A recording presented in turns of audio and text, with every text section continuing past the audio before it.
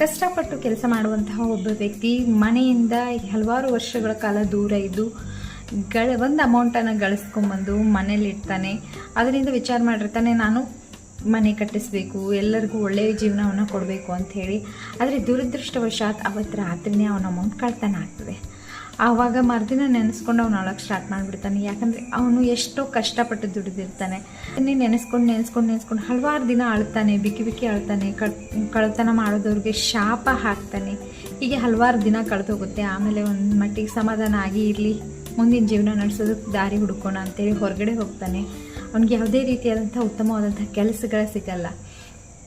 ಮನೆಗೆ, ಊಟಕ್ಕೆ, ಬಟ್ಟೆಗೆ ಎಷ್ಟು ಬೇಕೋ ಅಷ್ಟು ಬಿಟ್ಟು ಹೆಚ್ಚಿಗೆ ಗಳಿಸುವಂಥ ಯಾವುದೇ ಅವಕಾಶಗಳು ಅವನಿಗೆ ಸಿಗಲ್ಲ, ಮುಚ್ಚಿ ಹೋಗಿರ್ತವೆ. ಹಾಗೆ ಒಂದು ವರ್ಷ ಕಳೀತಾನೆ. ಅವ್ನಿಗೆ ಯಾವುದೇ ರೀತಿಯಾದಂಥ ಹೆಚ್ಚಿನ ಉಳಿತಾಯ ಮಾಡೋ ಅವಕಾಶನೇ ಸಿಗಲ್ಲ. ಆನಂತರ ಒಂದಿನ ಬೇಜಾರಾಗಿ ಹೀಗ್ಯಾಕಾಯಿತು ಅಂತ ನೆನೆಸ್ಕೊಳ್ತಿರ್ಬೇಕಾದ್ರೆ ಒಬ್ಬ ಸ್ವಾಮೀಜಿ ಅವನ ಮುಂದೆ ಕಾಣಿಸ್ಕೊತಾರೆ. ಅವ್ರು ಬಂದ ತಕ್ಷಣ ಅಂತಾನೆ, ಸ್ವಾಮೀಜಿ, ನನಗೆ ಇಂಥ ಪರಿಸ್ಥಿತಿ ಯಾಕೆ? ನಾನು ಯಾರಿಗೂ ಏನೂ ಬಯಸಿಲ್ಲ ಕೆಟ್ಟದ್ದು, ಆದರೂ ನಾನು ಕಷ್ಟಪಟ್ಟು ದುಡ್ದಂಥ ಅಮೌಂಟ್ ಕಳ್ತನ ಆಯಿತು, ಹೀಗೆಲ್ಲ ಆಯಿತು.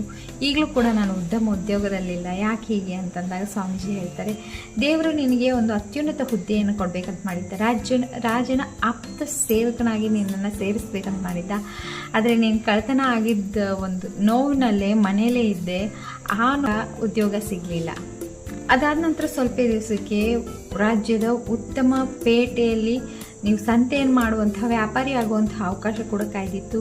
ಆದರೆ ನೀನು ಅದ್ರ ಕಡೆಯೂ ಲಕ್ಷ್ಯ ಕೊಡಲಿಲ್ಲ, ಅದು ನಿನಗೆ ಸಿಗಲಿಲ್ಲ. ಅದರ ಜೊತೆಗೆ ಒಬ್ಬ ದೊಡ್ಡ ವ್ಯಾಪಾರಿಯ ಕೈ ಕೆಳಗಡೆ ಆಪ್ತನಾಗಿ ಸೇವೆ ಮಾಡುವಂಥ ಒಂದು ಅವಕಾಶ ಇತ್ತು. ಅದರಿಂದ ನಿನಗೆ ಇದು 3 ಪಟ್ಟಷ್ಟು ಅಮೌಂಟ್ ಬರೋದಿತ್ತು. ಆದರೆ ನೀನು ಕೂಡ ಅದ್ರ ಬಗ್ಗೆ ಲಕ್ಷ್ಯ ಕೊಡದೇ ಇರೋದ್ರಿಂದ ಅದು ನೀನು ಬಿಟ್ಟು ಹೋಯಿತು ಅಂತ. ಯಾರಿಗೆಲ್ಲ ಈ ಸ್ಟೋರಿ ರಿಲೇಟ್ ಆಗ್ತದೆ ಸ್ನೇಹಿತರೆ? ಹಲವಾರು ಜನ ಒಂದು ಫೇಲ್ಯೂರ್ ಆದ ನಂತರ ಅಥವಾ ಯಾರೋ ಒಬ್ಬರು ಮೋಸ ಮಾಡಿದ ನಂತರ, ಯಾರೋ ಒಬ್ಬರು ನಿಮಗೆ ಸಿಟ್ಟು ತರಿಸಿದ ನಂತರ ಏನು ಮಾಡ್ತೀವಿ ಅಂದರೆ, ನಾವು ನಮ್ಮ ಹೆಚ್ಚು ಸಮಯವನ್ನು ಅವ್ರು ನಮಗೆ ಮೋಸ ಮಾಡಿದ್ರನ್ನ ಅಥವಾ ನಮಗೇನಾದರೂ ಹರ್ಟ್ ಮಾಡಿದ್ರ ಅದರಲ್ಲೇ ನಾವು ಸಮಯವನ್ನು ಕಳೆದುಬಿಡ್ತೀವಿ. ಅದರ ಬದಲಾಗಿ ನಾವು ಅವರನ್ನು ಕ್ಷಮಿಸಿ ಮುಂದೆ ಇರುವಂಥ ಅವಕಾಶಗಳನ್ನು ನೋಡಿದಾಗ ಏನಾಗ್ತದೆ ಅಂತಂದರೆ, ನಮಗೆ ಹೊಸ ಅವಕಾಶಗಳು ಸಿಗ್ತದೆ.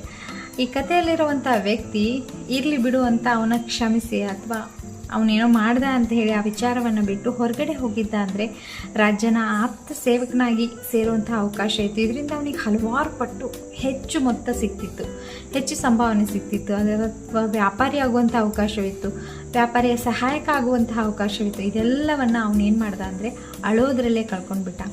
ನಾವು ಏನು ಮಾಡ್ತೀವಿ ಅಂದರೆ, ನಮ್ಗೆ ಯಾರಾದರೂ ಒಂದು ಸಿಟ್ಟು ಬರೆಸಿದ್ರೆ, ಹರ್ಟ್ ಮಾಡಿದರೆ, ನಾವು ಅದನ್ನೇ ನೆನೆಸ್ಕೊಂಡು ನಮ್ಮ ಶಕ್ತಿಯನ್ನು ಅವರಿಗೆ ಶಾಪ ಹಾಕೋದ್ರಲ್ಲಿ ಅಥವಾ ಅವ್ರ ನಮ್ಮ ಮೇಲಿನ ಸಿಟ್ಟನ್ನು ಮುಂದುವರಿಸೋದ್ರಲ್ಲಿ ವೇಸ್ಟ್ ಮಾಡ್ತೀವಿ. ಇದರಿಂದಾಗಿ ನಮಗೆ ಬರುವಂತಹ ಅವಕಾಶಗಳು ಬ್ಲಾಕ್ ಆಗ್ತವೆ. ದೊಡ್ಡವ್ರು ಹೇಳಿರೋ ಪ್ರಕಾರ ನಿಮಗೆ ಗೊತ್ತಿರಬೇಕು, ಫಾರ್ಗಿವಿಂಗ್ ಈಸ್ ಅ ಬೆಸ್ಟ್ ಪಾಲಿಸಿ. ನಾವು ಯಾವಾಗ ಇನ್ನೊಬ್ಬರನ್ನ ಕ್ಷಮಿಸ್ತೀವಿ, ನಾವು ಬೆಳೆಯಲಿಕ್ಕೆ ನಮಗೆ ಅವಕಾಶ ಮಾಡಿಕೊಡ್ತೀವಿ.